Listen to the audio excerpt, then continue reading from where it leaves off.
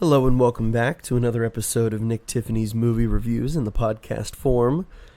Today we're just going to jump into it because this is a film that wastes no time and no character apparently. But we should know that, 10 films in now.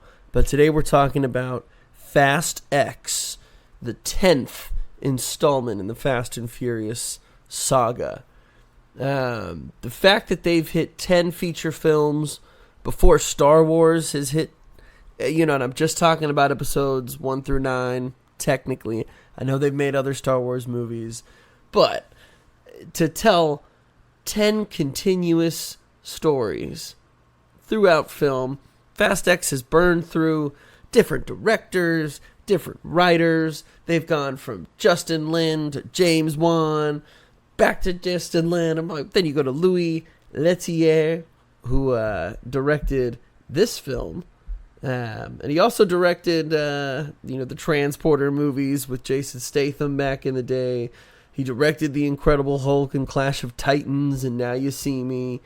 So the fact that he's joining in this 10th installment, interesting. The direction was fine. I thought it was a little less spectacular than some of the most recent Fast and Furious movies. But that's probably for a number of reasons. One of those being, everyone under the sun is in this movie. I know people joke about the fact that every actor is already a Marvel actor, or, once some new budding indie actor comes out, they immediately get swept up and consumed by the Disney conglomerate. But damn. I'm like, obviously you have your usual players. Vin Diesel, Michelle Rodriguez, you've got Tyrese Gibson and Ludacris, you've got Natalie Emmanuel, you've got Sung Kang back as Han. I'm like, by the time, I don't want to say spoiler alert, but we're just going to say it. If you watch the last movie, which I hardly remember, it was one of those that came out in theaters, but you could also buy it on digital. So I said, you know what? Let's watch it on the back deck while we have some food, So admittedly, I didn't go see Fast 9 in the theaters, but, watching it at home, I also feel like I really didn't miss out on much. But then you got John Cena in the movie. I completely forgot that he's here, and, I'm sitting here thinking, I'm like, how does he relate again? I'm like, which movie did he come into again, and why is he here? I know he's dating somebody, and then he's talking to Dom, and it's like, oh, I got you, little brother. And there's moments like this all throughout the movie where I feel like they have to remind you just who everybody is. Daniela Melchior, who she played Ratcatcher 2 in The Suicide Squad. She popped up in James Gunn's Guardians 3. She plays Isabel, who at first I'm like, cool to see her in another movie. But I'm like, all right, we're adding one more person into the film. I wonder how she's going to be related. And then sure enough, you will learn shortly after, like, oh, okay, you're related to whomever. And now, you're family. We're just going to add you in, Brie Larson. We're just throwing you in here, not that Brie Larson was bad, but, she kind of got the short end of the stick as far as inserting a new character into the film or making her part of this world, but really not giving her much to do, unfortunately. Alan Ritchson, who, was famous for Blue Mountain State if you were young growing up like I was. A lot of people now know him for the Jack Reacher TV shows. He's just jacked. You got Scott Eastwood in the movie again. Helen Mirren. I'm like, Jason Statham. Everybody. Charlize Theron. Everyone is in this movie. And a huge issue I feel like this franchise has had is anytime there's some meaningful death or there's a meaningful sacrifice, you're like, Han's going to take the out for us, and, his death's going to be so impactful. Oh, but actually, you know what? He was alive the whole time, and we were just waiting 7 films to bring him back. It's just kind of ridiculous at this point. For a 2.5-hour movie, I kept wondering, number one, when's it going to end? There's like 7 different endings for this film. I know we've hardly talked about the plot, but honestly, there's not so much of a plot. They bring Jason Momoa in. They're like, all right, we need a new big bad. How can we tie him into the Fast saga? And this goes all the way back to Fast 5 and running a heist in Rio de Janeiro and dragging the safe down through the city. So the film starts with a callback to that film. And, you do get to watch them drag the safe around. And honestly, starting the movie that way, I was just kind of like, I wouldn't mind watching Fast 5 in its entirety here instead. Because that's a great freaking movie. So you get this little backstory. And Jason Momoa was there all along. And, his dad was Reyes, who died and had all the money in the safe houses. And he almost died. And now he's going to spend his life trying to spite Dominic Toretto and his family. So that's basically all you need to know. They just kind of threw it in. They're like, hey, remember that one movie? Well, actually, there was a second bad guy. And we just filmed it. But he was there. Trust me, he was there. And yeah, so he just wants to... He's maniacal. He's eccentric.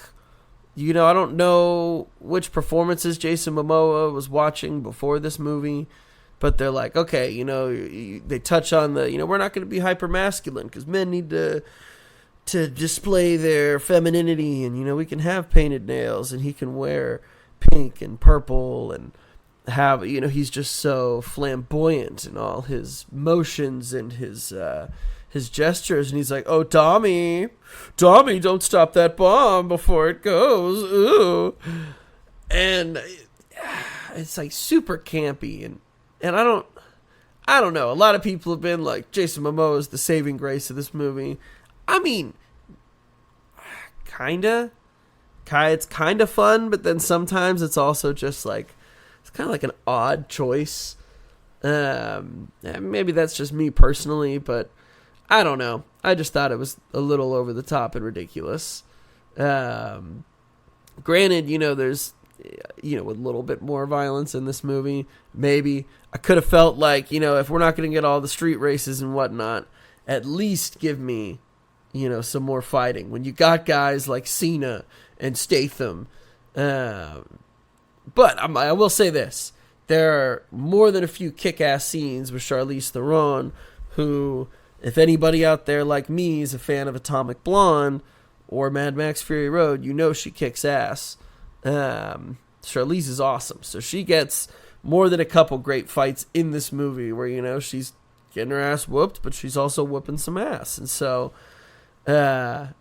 loved those little bits of scenes. I was like, okay, cool. You know what? This scene's got some energy. We're moving here. I'm like, I don't know how much it's advancing the central plot, but I'm here for it. This is entertaining.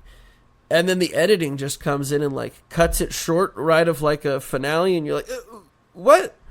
I thought she was just about to break this dude's neck over a table or something, and then, it just jump cuts us somewhere else. And so, I don't know, there was a lot of air that was taken out of some scenes because I feel like they didn't get to fully finish their motion or fully finish the path they were going there. But, Tyrese and Ludacris are fine. Their relationship is always one in these films that I feel like is really hit or miss. I think they're both really funny guys. And I think they're funnier sometimes when they're both making fun of other people. Obviously, it's really easy for them to go back and forth. And so there's a couple times in this movie where they're going button heads. And not that it doesn't go anywhere with the story or what's been happening, but it just... 10 movies in, it almost just feels like this should have happened a while ago. Like, y'all went to space. I'm like, any bickering and fights you could have done 4 movies ago. And so I don't know. I enjoyed bits of this movie. I knew exactly what I was getting into going into this movie. Or I thought. Every time there was some cheesy quote about family, you got your like... There's like a Fast and Furious bingo card. And so, I'm sitting here mentally like, all right, we got a quote about family. We got a quote about never leaving people behind. Personal sacrifice that's unnecessary and just like overly done and ridiculous. I mean, there's just every little moment someone gets, you get some little one-liner or something, and I'm here like, they did it. All right, they couldn't help it. They couldn't resist the schlock and the cheesiness. I don't know. If you've been keeping up with the news, originally at one point Fast X was supposed to end it all out, and then they're like, no, I feel like we just can't do it in one movie. We got to go Twilight, Breaking Dawn. We got to go 2 parts. We got to go back to that. But then they were also like, well, I don't think we can end on an 11. They're like, that's a weird number to end on. So now we're going to have an 11 and a 12. 2 more Fast and Furious movies.